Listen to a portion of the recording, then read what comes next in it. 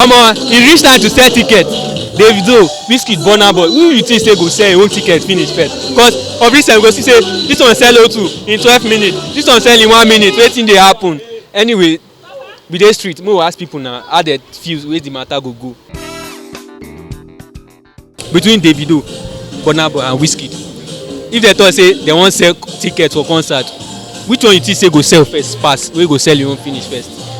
Davido, Burna Boy and Wizkid, which one? and Wizkid.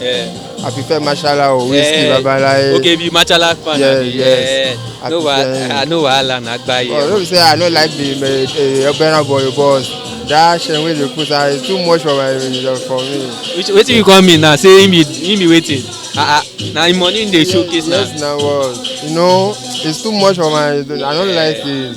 You know, so I prefer Mashallah. I know wahala na. Between Davido, Wizkid and Burna Boy, if dem talk say three of them get concert, which one you feel say go sell finish first? Because no say na three of them dey hot lowo. From my own perspective, I will choose Davido. Okay, so you go go Davido concert. Be 30 BG fan. I will go Davido. Be 30 BG fan. Yeah. Oya na gba you. We rather dey. Na so. Oya na thank very much. Yeah, you're welcome, bro.